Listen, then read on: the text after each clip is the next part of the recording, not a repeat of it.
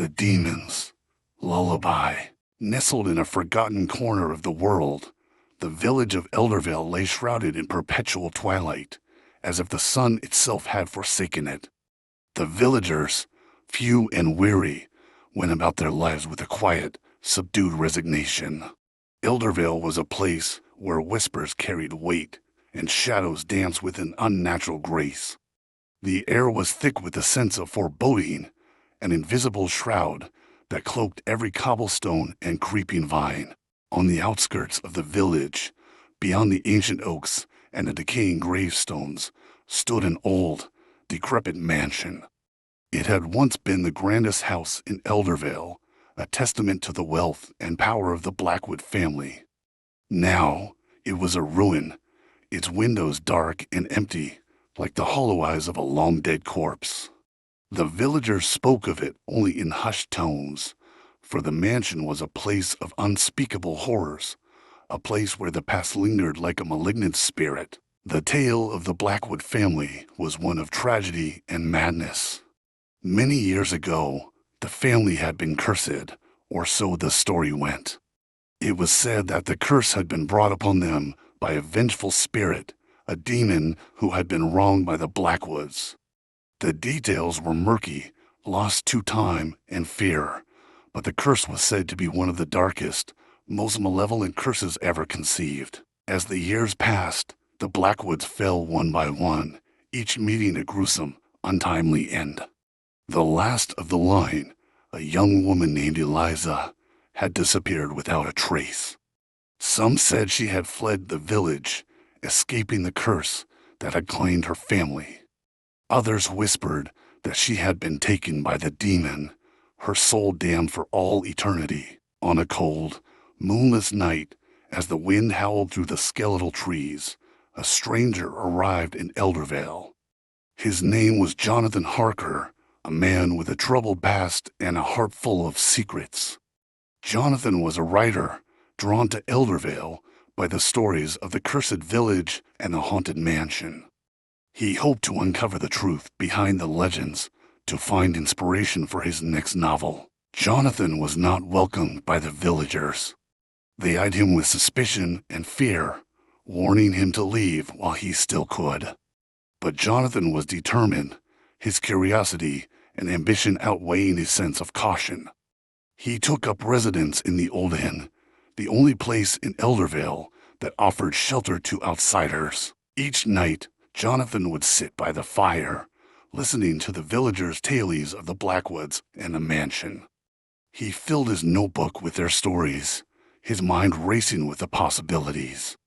He was particularly intrigued by the legend of the Demon's Lullaby, a haunting melody said to be heard on the nights of the new moon.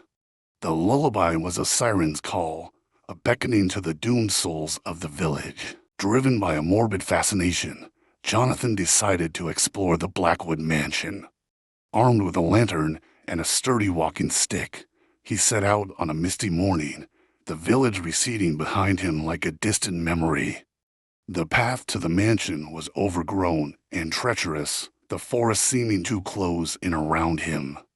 The silence was oppressive, broken only by the occasional rustle of leaves or the distant cry of a raven. As Jonathan approached the mansion, a sense of unease settled over him. The air grew colder, and the shadows seemed to shift and writhe with a life of their own. The mansion loomed before him, a dark and foreboding presence. Its walls were cracked and covered in ivy, the windows broken and shuttered. The front door stood ajar, as if inviting him in. Jonathan took a deep breath and stepped inside. The air was stale and heavy, thick with the scent of decay. The interior of the mansion was a labyrinth of dark, narrow corridors and grand, crumbling rooms. His lantern cast flickering shadows on the walls, revealing faded portraits and broken furniture. As he ventured deeper into the mansion, he felt a growing sense of dread, as if he were being watched. Jonathan's exploration led him to the heart of the mansion, a vast, dimly lit ballroom. The walls were adorned with tattered tapestries, and the floor was covered in a thick layer of dust. In the center of the room stood a grand piano, its once polished surface now marred by age and neglect. Jonathan approached the piano, drawn by an inexplicable urge. As he reached out to touch the keys, a soft, haunting melody filled the room. The notes were slow and deliberate, each one resonating with a chilling clarity. Jonathan's hand froze, his breath catching in his throat. The lullaby was beautiful and terrible, a melody that spoke of sorrow and despair. Suddenly, the room grew darker, the shadows deepening and closing in around him. Jonathan turned to leave, but found his path blocked by a figure shrouded in darkness. The figure stepped forward, revealing the face of a young woman. Her eyes were empty and hollow, her expression one of sadness and longing. "Who are you?" Jonathan asked, his voice trembling. The woman did not answer. Instead, she began to sing, her voice blending with the melody of the piano. The lyrics were in a language Jonathan did not understand, but the meaning was clear. It was a song of loss, of a love that had been betrayed and a soul that had been damned. Jonathan tried to move, but his feet were rooted to the spot. The woman's song grew louder, the notes piercing his mind like daggers. He felt a cold hand on his shoulder and turned to see another figure, this one a man with a twisted, malevolent grin. "Welcome to your new home," the man said, his voice dripping with malice. Jonathan's vision blurred, the room spinning around him. He felt himself being pulled into the darkness, the lullaby echoing in his ears. He struggled to break free, but the darkness was too strong, its grip unyielding. When Jonathan awoke, he found himself lying on a cold, stone floor. The air was damp and musty, the only light coming from a flickering candle in the corner of the room. He sat up, his head pounding, and looked around. He was in a small, windowless cell, the walls covered in strange, arcane symbols. As he tried to make sense of his surroundings, the door to the cell creaked open. A figure stepped inside, a tall, gaunt man with piercing blue eyes. The man wore a long, black coat and carried a staff adorned with a glowing, crimson gem. "Welcome, Jonathan Harker," the man said, his voice cold and detached. "I have been expecting you." "Who are you?" Jonathan demanded, his fear giving way to anger. The man smiled, a cruel, humorless smile. "I am Asmodeus, the keeper of this mansion and the guardian of the curse. You have been drawn here by the demon's lullaby, just as many before you." Jonathan's mind raced, trying to comprehend the situation. "What do you want from me?" Asmodeus chuckled. "It is not a matter of what I want, but what the demon desires. The curse of the Blackwood family is one of blood and sacrifice. You see, Eliza Blackwood did not flee the village. She was taken by the demon, her soul bound to this place for all eternity. The lullaby is her lament, a song of sorrow and despair that calls to the living." Jonathan felt a chill run down his spine. "And what does the demon want with me?" "The demon feeds on fear and suffering," Asmodeus explained. "It delights in the torment of souls, in the breaking of spirits. You have been chosen, Jonathan, to join the Legion of the Damned. Your soul will be bound to this mansion, and you will serve the demon for all time." Jonathan's heart pounded in his chest. He refused to accept his fate, to succumb to the darkness. "There must be a way to break the curse," he said, desperation in his voice. Asmodeus's expression grew serious. "There is a way, but it is fraught with peril. To break the curse, you must confront the demon and destroy the source of its power. You must find the heart of the mansion, the place where the demon's essence is strongest. Only then can you hope to banish it and free the souls trapped here." Armed with this knowledge, Jonathan set out on a perilous journey through the depths of the mansion. The corridors seemed to twist and change, leading him deeper into the bowels of the cursed house. The air grew colder, and the shadows darker, as if the very walls were closing in around him. As he ventured deeper, he encountered more of the mansion's inhabitants, the tortured souls of those who had been claimed by the demon. They wandered the halls like wraiths, their eyes vacant and their faces twisted in eternal agony. Jonathan tried to avoid them, but their mournful cries echoed in his ears, a constant reminder of the fate that awaited him if he failed. Finally, after what felt like an eternity, Jonathan reached the heart of the mansion. It was a vast, cavernous chamber, its walls lined with ancient, crumbling tomes and dark, twisted artifacts. In the center of the room stood an altar, upon which lay a black, pulsating heart. The air was thick with malevolence, the very essence of the demon. Jonathan approached the altar, his heart pounding in his chest. He knew that this was the source of the curse, the key to breaking the demon's hold on the mansion. He raised his walking stick, ready to strike, when a voice filled the room. "Do you truly believe you can defeat me?" The voice taunted, a dark, mocking tone. Jonathan turned to see the demon itself, a towering figure of darkness and shadow. Its eyes glowed with an unholy light, and its mouth twisted into a cruel smile. "I must try," Jonathan said, his voice shaking but resolute. The demon laughed, a sound that sent chills down Jonathan's spine. "Very well, mortal, come and face your doom." Jonathan knew he had no choice but to confront the demon. He steeled himself, gripping his walking stick tightly, and advanced towards the dark figure. The demon moved with a fluid grace, its form shifting and changing like smoke. As Jonathan struck at the demon, it evaded his blows effortlessly, its laughter echoing through the chamber. The demon's movements were almost mesmerizing, a dance of darkness that seemed to mock his every effort. "You cannot hope to defeat me," the demon hissed.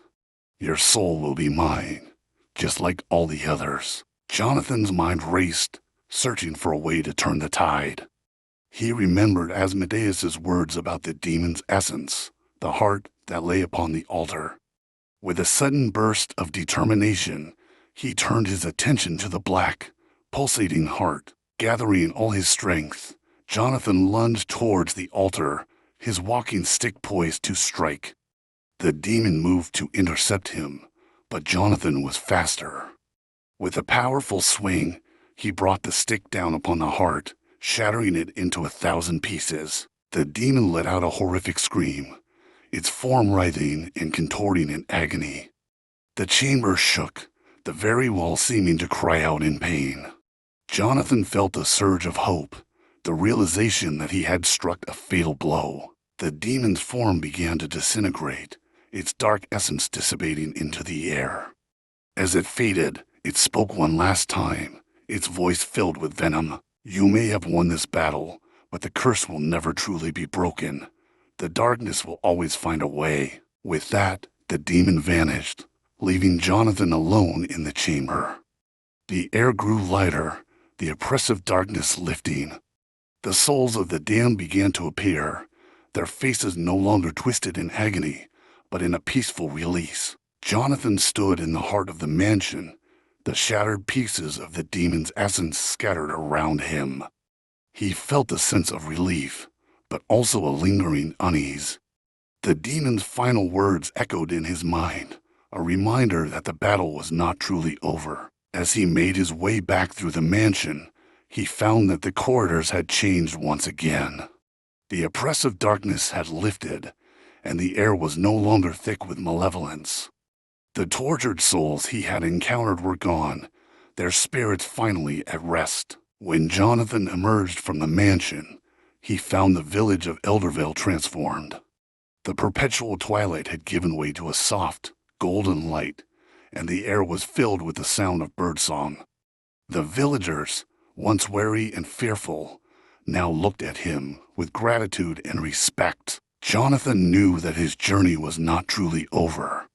The demon's curse might have been weakened, but its shadow still lingered. He vowed to continue his quest, to uncover the truth behind the curse and to ensure that the darkness would never return. As he left Eldervale, Jonathan felt a renewed sense of purpose.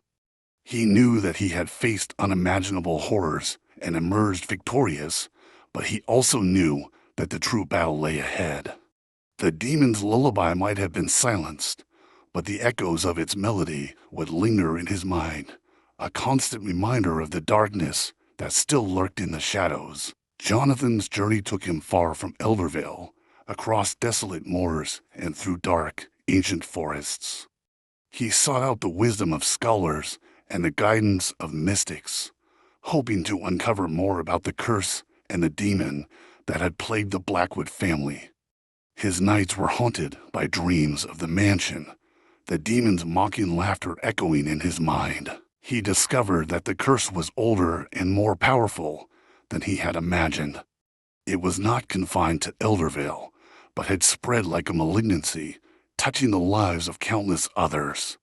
The demon was a cunning and malevolent entity, capable of influencing the minds of men and bending them to its will. Jonathan encountered other victims of the curse, each with their own stories of horror and despair. He listened to their tales, offering what comfort he could, but always aware that his own struggle was far from over. The demon was still out there, waiting for its chance to strike again. Years passed, and Jonathan's quest led him to a remote mountain range where he had heard rumors of a hidden temple dedicated to the dark arts. It was said that the temple held the key to defeating the demon once and for all. Jonathan climbed the treacherous peaks, battling the elements and his own inner demons, until he finally reached the temple. The temple was a place of ancient power, its walls covered in arcane symbols and its halls filled with the echoes of long-forgotten chants. Jonathan knew that he was close to the source of the curse, and he steeled himself for the final confrontation. In the heart of the temple, Jonathan found a chamber similar to the one in the Blackwood mansion. An altar stood at its center, upon which lay a black, pulsating heart. As he approached, the demon appeared, its form more menacing and terrifying than ever before. "You have come far, Jonathan Harker," the demon said, its voice a low, menacing growl. "But you cannot hope to defeat me. The darkness is eternal, and you are but a fleeting spark." Jonathan raised his walking stick, his resolve unshaken.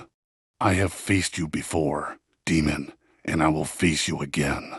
The darkness may be eternal, but so is the light." With a fierce determination, Jonathan struck at the heart, shattering it with a single blow.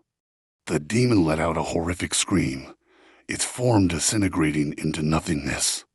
The chamber shook, the very foundations of the temple trembling with the force of the demon's demise. As the dust settled, Jonathan felt a sense of peace wash over him.